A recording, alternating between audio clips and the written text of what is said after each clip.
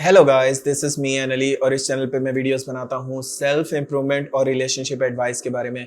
और आज की मेरी वीडियो का टॉपिक है after 1 year I still miss my x. 1 साल हो गया, अभी भी मैं अपनी एक्स को मिस करता हूँ। इस तरह के क्वेश्चन मुझे बहुत आते हैं, बार बार आते हैं। कितना टाइम हो गया है, मैं मूव ऑन नहीं कर पा रहा। इसके पीछे रीज़न क्या है, आज इसको जानने की कोशिश करते हैं। Before going towards this topic मैं ये कहूँगा, प्लीज़ सब्सक्राइब कर दें मेरे चैनल को, ताकि आने वाली हर वीडियोस आपकी हेल्प कर सकें। एंड अगर आपके कोई क्वेश्चन हो, आप मुझसे पूछ सकते हैं on Instagram, the link is in description. So सवाल ये है कि 1 साल हो गया है, अभी तक मैं मूव ऑन नहीं कर पा रहा। रीज़न क्या है? और ये सवाल पूछा है मुझे एक बॉय ने, एक लड़के ने। सो पहले तो इस चीज़ को समझते हैं कि क्या दोनों जेंडर्स के लिए मूव ऑन करना इतना ईजी है? दोनों के लिए क्या बराबर है, या एक के लिए आसान है और एक के लिए मुश्किल है? तो इसकी रियलिटी ये है कि वुमेन्स के लिए थोड़ा ईजी है as compare to man. I know आप डिसएग्री हो सकते हैं, वुमेन्स आर इमोशनल क्रीचर, शुरू में उनको ज़्यादा पेन फील होता है as compare to man breakup के बाद, ठीक है, क्योंकि वो इमोशनल क्रीचर हैं। तो अगर उनका दिल टूटे तो बहुत ज़्यादा इंटेंसिटी फील होती है उनको। लेकिन क्योंकि उन्हें अवेलेबिलिटी ज़्यादा है, क्योंकि उन्हें लोग सुनने वाले ज़्यादा हैं और वुमेन्स एक्सप्रेस बहुत ज़्यादा करती हैं, तो इसीलिए उनके लिए हीलिंग प्रोसेस थोड़ा इजी हो जाता है। फॉर एग्जांपल, वो अपने दोस्त से भी बात करेगी, वो अपने कुलीग से भी बात करेगी, वो एक्सप्रेस करेगी और लोग उनको सुनते भी हैं क्योंकि अवेलेबिलिटी भी है, तो इसलिए वो हील कर जाती है। मैन का ये मसला है कि मैन इतना शेयर नहीं करते। मैन सिर्फ उसी से शेयर करते हैं जिसके पास उस चीज़ का हल हो, और अपनी परेशानी को दिमाग में लेके घुमाते रहते हैं लॉन्ग टर्म तक, जिसकी वजह से मूव ऑन करना मुश्किल हो जाता है। और सेकंड थिंग ये है कि मेंस के पास उतनी अवेलेबिलिटी नहीं है, उतने लोग उन्हें चेस करने वाले नहीं है, तो इसलिए वो डरते हैं कि मुझे कोई अब और ज़िंदगी में लड़की भी मिलेगी या नहीं। इस तरह की सोच आती है उनके दिमाग में। स्कार्सिटी माइंडसेट इसे कहते हैं, यानी कि माइंड आपका किल्लत का शिकार है, आप अपनी वैल्यू नहीं जानते। और वुमेन्स की अवेलेबिलिटी ज़्यादा है, ज़ाहिर है। उनको जितने एक लड़के को साल में शायद मैसेज आते हैं, वुमेन को उतने एक दिन में आते हैं फेसबुक व्हाट्सएप पे, नाइस पिक डेयर, ये वो। तो एक उनको अपनी वैल्यू फील होती है as compare to man. Man को ऐसा लगता है कि उसकी ज़िंदगी बर्बाद होगी, वो किसी काबिल नहीं है। जब ब्रेकअप उसका होता है तो उसके लिए खुद को दोबारा ये रियलाइज़ करवाना कि मैं वैल्यूबल हूँ, ये मुश्किल हो जाता है। तो इसी वजह से वो फिर उसी को चेस करता है जो उसे छोड़ के गई है, और लगा रहता है उसी में और उसको स्टॉक करता है। तो पहली रीज़न जिसकी वजह से आप मूव ऑन नहीं कर पाते, जो सबसे ज़्यादा रिपीटेटिव पैटर्न में सुनने को मुझे मिलता है, वो ये है स्टॉकिंग। आई नो बहुत से लोग आके मुझसे कहते हैं कि सर नहीं, मैं अब स्टॉक नहीं करूंगा, और लेकिन फिर भी वो कर रहे होते हैं। या बहुत से बोलते हैं कि नहीं, मैं नहीं करता, और फिर भी वो कर रहे होते हैं। तो जैसे वो कहते हैं ना कि कभी अपने डॉक्टर से झूठ नहीं बोलना चाहिए, तो मैं वैसे ही कहूँगा कि कभी भी मैं अपने स्टूडेंट्स को ये कहूँगा कि जो मुझे रीच आउट करते हैं तो मेरे साथ ट्रू रहा करें, ठीक है। उसकी रीज़न ये है कि मैं आपको सही मशवरा दे पाऊंगा। अगर आप मुझसे झूठ बोलेंगे, या अगर आप मुझसे शेयर नहीं करेंगे सही चीज़, सही स्टोरी, तो मैं शायद सही से ना बता पाऊँ, ठीक है। और इससे ये है कि नुकसान किसका होगा? नुकसान आपका होगा। तो बताने का मकसद ये है कि हमेशा ट्रू रहें मेरे साथ, बिकॉज ऊपर से लोग अक्सर ये सोच के अपनी असली स्टोरी नहीं बताते, या थोड़ा थोड़ा बताते इन बिट्स एंड पीसेस, कि कहीं मुझे जज ना किया जाए। लेकिन I am not the one who will जज यू।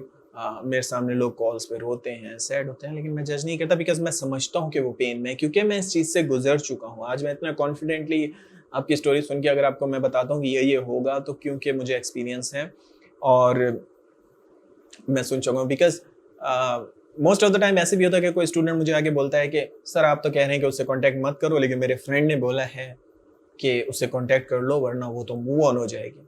तो मैं आगे से सवाल करता हूँ ऐसे लोगों से कि आपके फ्रेंड ने कितने ब्रेकअप्स देखे हैं? तो वो अक्सर मुझे जवाब देते हैं कि मेरे फ्रेंड के 3-4 ब्रेकअप्स हो चुके हैं, तो इसलिए उसे एक्सपीरियंस। और मैं कहता हूँ मैंने तकरीबन हज़ारों देख लिए हैं, बिकॉज लोग अपनी पर्सनल भी और लोगों की स्टोरीज से भी। तो जब आप बहुत ज़्यादा किसी डेटा को एनालाइज करते हो, तो एक रिपेटिटिव आप पैटर्न देखते हैं चीज़ों का। तो क्योंकि रिपेटिटिव पैटर्न देख देख के मुझे इतना एक्सपीरियंस हो गया कि मैं एग्जैक्टली बता देता हूँ कि ये होगा। लेकिन शर्त ये है कि आप, दो चीज़ों की शर्त है कि एक, आप मुझसे सच बोलेंगे, झूठ नहीं बोलेंगे। सेकंड, जो मैं कहूँगा उस पर अमल करेंगे, ठीक है। मोस्ट ऑफ द टाइम लोग अपने दिल को हील करने के लिए थोड़ी देर आपकी काउंसलिंग सुन लेते हैं, लेकिन बाद में करते वही हैं, पूछे बगैर हरकतें करते हैं ऐसी, जिनसे फिर वो उनकी एक्स फिर छोड़ के चली जाती है और सैड होते हैं। सो आप मूव ऑन नहीं कर पा रहे, इसकी एक वजह है स्टॉकिंग। मैं बार बार कह रहा हूँ, आपको नहीं देखनी, स्टॉक नहीं करना कि वो कितने बजे ऑनलाइन आ रहा है, आजकल रात को 3 बजे क्यों आ रहा है ऑनलाइन, ये आपको नहीं सोचना भाई। उसने आपको जवाब दे दिया, ठीक है, जब उसने जवाब दे दिया तो अब आपको पहले दिन से मूव ऑन करना है। मैं हमेशा ही बोलता हूँ, क्योंकि जब आप पहले दिन से मूव ऑन करने की सोचेंगे तो आप हील करेंगे, और जितना जल्दी हील करेंगे उतना उनके वापस आने के चांसेस ज्यादा है एज कम्पेयर टू कि आप माइंड आपका वहीं रहे। ऊपर से तो शायद आप बोलेंगे मैं वर्क करूंगा, लेकिन अंदर से आपको फिर भी उम्मीद है कि वो वापस आएंगे, और इस चक्कर में आप काम नहीं कर पा रहे अपने ऊपर, अपनी जिंदगी को तवज्जो नहीं दे पा रहे, अपने आप को एलिवेट नहीं कर पा रहे, ऊपर नहीं ला पा रहे, क्योंकि बैक ऑफ द माइंड यही है कि वो कोई डायमंड था जो छिन गया और उसी को वापस हासिल करना है। ऐसा कुछ भी नहीं है, ये इमोशंस हैं जो आपके दिमाग पे खेल रहे हैं, ठीक है। तो 4 to 6 वीक्स के दौरान फेडिंग इफेक्ट बायस उन पे असर करता है, ठीक है। तो अगर आप स्ट्रांग रहें तो, लेकिन मोस्टली लोगों का मसला ये है कि वो स्ट्रांग नहीं रहते और वो सिग्नल्स भेजते रहते हैं यूनिवर्स को कि मुझे अभी भी वही चाहिए, और एक लो एनर्जी वाइब आप देते रहते हैं यूनिवर्स को, जिसकी वजह से वो चीज़ नहीं मिलती। यू नो, क्वांटम मैकेनिक्स ने ये बार बार साबित किया, और बड़ा स्ट्रेंजली ये साबित किया कि दो पार्टिकल्स जब जुदा होते हैं तो इस यूनिवर्स में, क्योंकि हर चीज़ मैटर से बनी है, तो दो मैटर जब जुदा होते हैं तो उनके बीच में एक कशिश होती है, एक एनर्जी रहती है, चाहे वो कितने ही पार्टिकल दूर हो। तो इंसान भी जब जुदा होते हैं तो उनके बीच में कशिश रहती है। तो स्पेशली अगर आप एनर्जी इस तरह की लो एनर्जी दे रहे हैं, जिसमें आप बार बार ये बता रहे हैं कि मुझे वही चाहिए वही चाहिए वही चाहिए, तो आप पुल कर रहे हैं उसको, और वो और उतना दूर भाग रही है। जैसे हजरत अली ने कहा था कि दुनिया साए की तरह है, जब तक हम इसके पीछे भागते रहते हैं ये हमसे आगे भागती है, जब हम इसे छोड़ देते हैं तो ये हमारे पीछे पीछे आती है।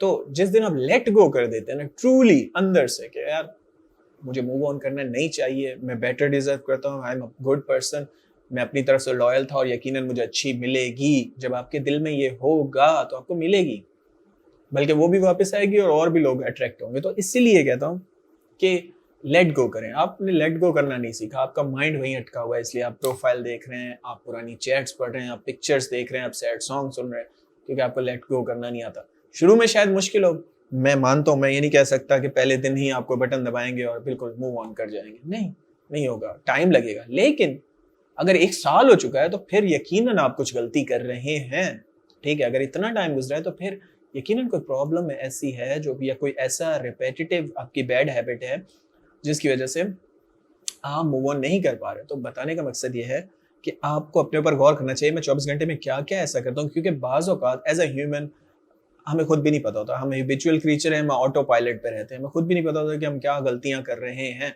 ठीक है।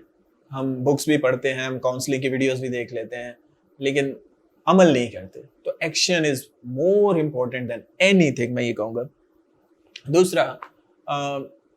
दूसरी वजह यह है आप मूव ऑन नहीं कर पाते क्योंकि अक्सर मैं ये कहता हूँ कि आपको उनको अपनी प्रोग्रेस दिखानी चाहिए। अब उस प्रोग्रेस दिखाने के चक्कर में ना आप मेंटली इतना इन्वॉल्व हो जाते हो कि अच्छा आज उसने मेरी पिक्चर देखी होगी, क्या सोच रही होगी, मतलब फिर माइंड आपका वहीं अटका हुआ है। तो क्योंकि आपका माइंड वहीं अटका हुआ है तो फिर आप मूव ऑन नहीं हो पा रहे। तो ये भी एक रीजन है कि आप उनको दिखाने के चक्कर में ना उन्हीं के जाल में फंस जाते हो, या तो उनको देखने लग जाते हो या सुबह शाम एनर्जी इसमें जाया करते हो कि ये वाली पिक्चर लगाऊं या वो वाली लगाऊं, या ये स्टेटस लगाऊं या वो वाली स्टेटस लगाऊं। या अगर उसने 24 घंटे गुजर गए और उसने आपकी स्टोरी नहीं देखी तो आपको फिक्र होती है कि यार उसने क्यों नहीं देखी, यार अभी तक क्यों नहीं देखी। तो माइंड आपका वहीं अटका हुआ है, इसलिए भी हम मूव ऑन नहीं कर पा रहे। और सेकंड हम मूव ऑन थर्ड ये कहूंगा इसलिए नहीं कर पा रहे बिकॉज आप को अपनी ईगो को सेटिस्फाई करना है। वो आपको ठुकरा के गई और आपको लगता है कि वो वापस आएगी, माफी मांगेगी, तो तभी मैं अच्छा फील कर पाऊंगा, तभी मेरी वर्थ है, अदरवाइज मेरी कोई वर्थ नहीं है। ये अंदर से आप खुद को रियलाइज करा रहे हैं कि एक बार वो आके माफी मांग ले तो फिर हाँ मुझे फील हो कि मैं सही हूँ था, या मैं अच्छा इंसान हूँ, या मैं डिजर्विंग हूँ, या मैं गुड लुकिंग हूँ। नहीं, ऐसा कुछ भी नहीं। एक ह्यूमन के कुछ भी सोचने से कोई फर्क नहीं पड़ना चाहिए आपको। आई नो दुख होता है शुरू में कि यार जिस इंसान से मैंने इतना प्यार किया वो मेरे बारे में अब ऐसा क्यों सोचता है। आपको गौर करना चाहिए उन गलत आदतों पे जो आप कर रहे थे, और नेक्स्ट टाइम आपको ख्याल रखना चाहिए कि किसी के साथ भी ऐसा नहीं करना चाहिए। मे बी चाहे लेजी थे, या बहुत सेक्सुअली ऑब्सेस्ड थे, या पोजेसिव थे, बहुत ज़्यादा पाबंदियाँ लगाते थे, या ये जो सिमिलर रीजंस जो बार बार आती हैं ये वो इनकी वजह से हो सकता है। सो इन द एंड बस यही कहूँगा कि अपने ऊपर बढ़ के गौर करें कि क्या गलतियाँ कर रहे हैं और लेट गो करें। So that's it for today. Thanks for watching. Have a good day.